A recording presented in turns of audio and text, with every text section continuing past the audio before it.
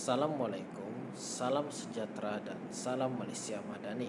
Saya Muhammad Mirzan Safwan bin David dan juga rakan-rakan di dalam kumpulan saya akan membentangkan mengenai pengaruh ICT terhadap kehidupan masyarakat Malaysia masa kini bagi tugasan subjek penghayatan etika dan peradaban 2. Berikut merupakan senarai ahli kumpulan kami yang terdiri daripada 9 orang.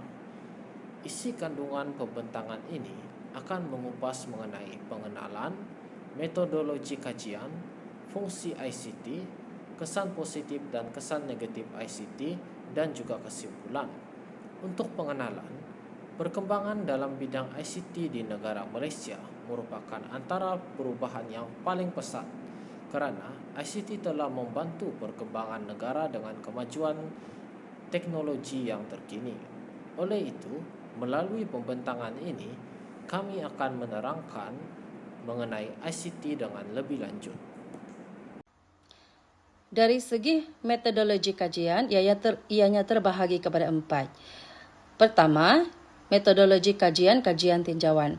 Kajian tinjauan ataupun survey research ini melalui soal selidik atau kajian soal jawab.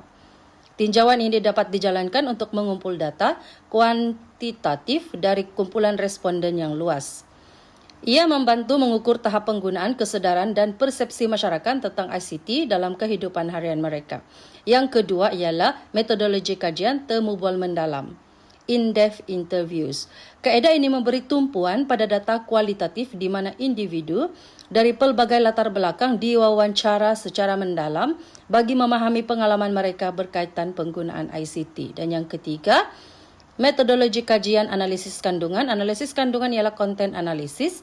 Dalam era digital, kandungan dari media sosial, laman web atau forum atas talian dapat dianalisis untuk memahami pendapat umum dan tren penggunaan ICT. Dan yang keempat ialah metodologi kajian case.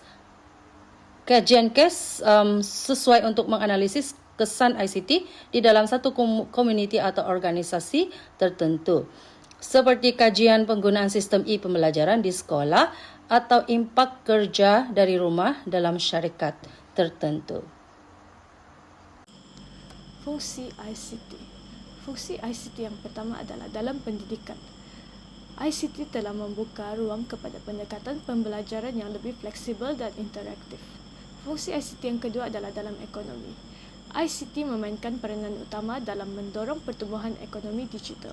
Dalam sektor kesihatan, ICT telah membawa satu transformasi yang besar kepada penyampaian perkhidmatan melalui teleperubatan dan rekod kesihatan elektronik. Canfield melaporkan bahawa aplikasi kesihatan mudah alih telah memperbaiki pemantauan pesakit dan memudahkan akses kepada maklumat perubatan. Dan seterusnya, fungsi ICT dari segi sosial. ICT telah mengubah cara orang berinteraksi dan berkomunikasi. Platform media sosial kini menjadi saluran utama untuk berkongsi maklumat dan berhubung dengan komuniti global. Walau bagaimanapun, Liu mengingatkan tentang cabaran yang timbul termasuk penyebaran maklumat palsu dan isu privasi yang perlu diberi perhatian. Secara keseluruhan, penggunaan teknologi maklumat dan komunikasi telah menjadi pemacu utama dalam transformasi pelbagai sektor. Terdapat beberapa kesan positif yang boleh didapati melalui pengaruh teknologi maklumat dan komunikasi terhadap masyarakat Malaysia pada masa kini. Antaranya ialah penggunaan media sosial yang merupakan salah satu kemajuan daripada teknologi maklumat dan komunikasi yang sering digunakan oleh masyarakat Malaysia dalam pelbagai peringkat umur. Antara aplikasi yang sering digunakan adalah WhatsApp, Facebook, Instagram, YouTube dan juga TikTok.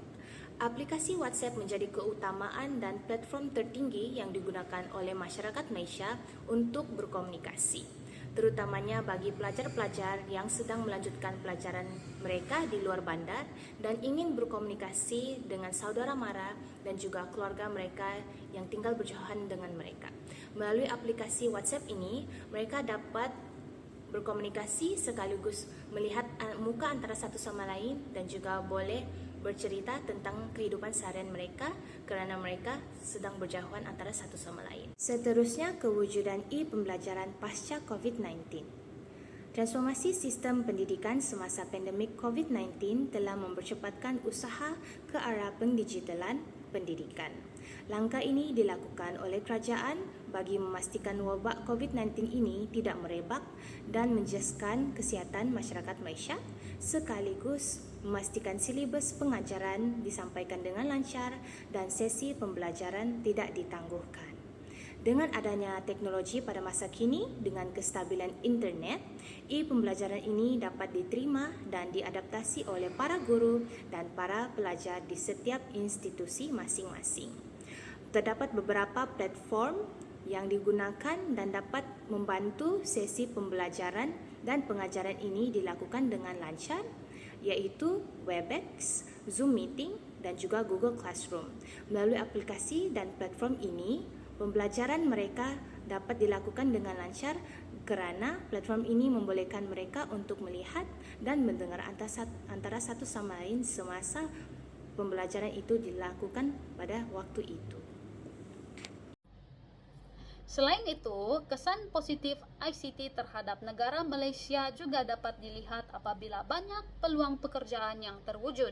Dengan perkembangan teknologi yang pesat, banyak industri kini memerlukan kemahiran digital dalam pelbagai bidang. Sebagai contoh, dalam sektor teknologi maklumat, permintaan terhadap pakar pembangunan perisian, pengatur cara, dan pentadbir rangkaian semakin meningkat. Di samping itu, dalam bidang pendidikan, kemahiran dalam pendidikan atas talian semakin dicari, terutamanya dengan penerapan pembelajaran jarak jauh di sekolah-sekolah maupun universiti. Selain itu, sokongan IT yang mantap juga diperlukan oleh banyak organisasi untuk memastikan kelancaran operasi mereka dengan banyak syarikat yang mengutamakan perkhidmatan sokongan teknikal. Dalam dunia perniagaan pula, penggunaan platform perniagaan dalam talian semakin meluas dengan syarikat seperti Shopee, Lazada yang menawarkan peluang pekerjaan dalam bidang logistik, pemasaran digital, dan pengurusan inventory. Oleh itu, ICT bukan saja merangsang pertumbuhan ekonomi, tetapi juga mencipta pelbagai peluang pekerjaan yang memberi impak positif kepada tenaga kerja Malaysia. Terdapat beberapa kesan negatif pengaruh ICT terhadap kehidupan masyarakat Malaysia pada masa kini, iaitu kurangnya komunikasi. Teknologi komunikasi, khususnya media sosial, menjadi punca jurang komunikasi antara masyarakat. Selain itu, jenayah cyber. Jenayah cyber seperti kecurian maklumat, penyebaran virus dan penipuan atas talian atau scammer sering menjadi buah mulut masyarakat dalam dunia ICT. Seterusnya ialah plagiarisme.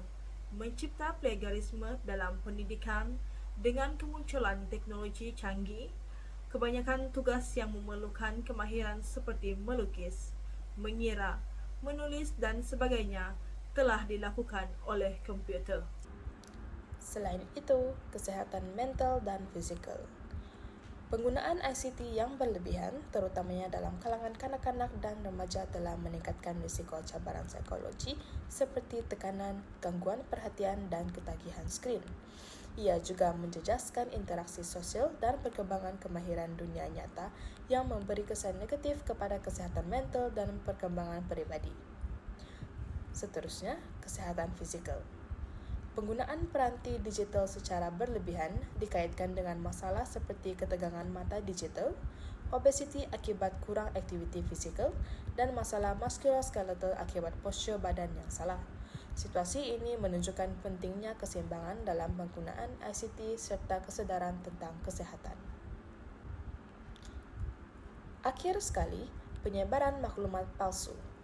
Media sosial menjadi alat yang berkuasa tetapi berisiko. terutamanya dalam menyebarkan maklumat palsu. Sebagai contoh, semasa pandemik COVID-19, dakwaan palsu mencetuskan panik dan ketidakpercayaan dalam kalangan masyarakat. Ini menunjukkan keperluan untuk literasi digital dalam menguruskan maklumat yang boleh dipercayai. Jadi, marilah kita bijak menggunakan ICT untuk memastikan kesejahteraan diri dan masyarakat. Kesimpulannya, pembangunan ICT di Malaysia telah memberikan impak yang signifikan dalam pelbagai aspek kehidupan, terutamanya dalam bidang pendidikan, ekonomi, kesihatan, dan sosial budaya. Walaupun ICT membawa banyak manfaat, ia juga memerlukan kawalan dan pemantauan yang lebih ketat untuk mengelakkan impak negatif yang boleh merosakkan struktur sosial dan psikologi masyarakat. Teknologi boleh membawa kesan positif atau kesan negatif terhadap kalangan belia. Kewujudan kedua-dua kesan tersebut adalah bergantung kepada tujuan dan cara bagaimana pengguna mengaplikasikan teknologi, sama ada dengan cara yang betul atau yang salah, dan sesuai atau tidak sesuai.